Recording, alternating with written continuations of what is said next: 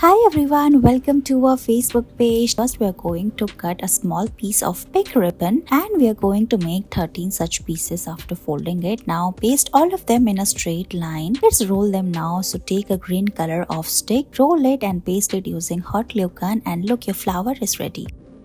Here we are going to cut 4 different measurement of strip. Now start folding it, hold it and paste it using hot glue gun. Now put all of them 3 together and look, your beautiful bow is ready. We're going to make the cone. So take a paper, roll it and paste it using double-sided tape. Now crumple a white paper and stuff it inside the cone. You can paste it using double-sided tape. You can also use a tissue paper in place of this. Put the flowers and bow and it's done.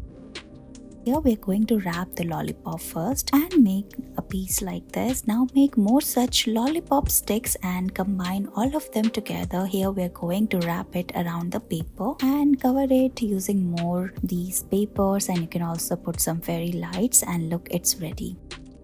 Put the chocolate inside this case. Put a stick. Now we are going to fold this red color of ribbon and combine all of them together. We are going to make a beautiful rose bouquet. Now take the stick and roll it like this, and look, it's ready. You can take different color of papers, fold it like this. In these kind of bouquets, layering is very important, so you can merge these papers and bow together and it's done. We are going to take this red color of ribbon. Using double-sided tape, we are going to fold it and paste it and make this frill design. Now we are going to roll it around this green stick using hot glue gun. Put the leaf and it's done.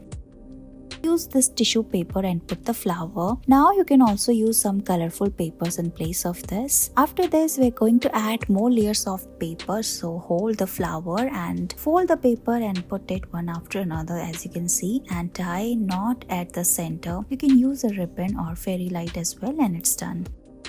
Here we are going to roll the ribbon around fingers and tie a knot at the center. Cut it and look, your ribbon is ready.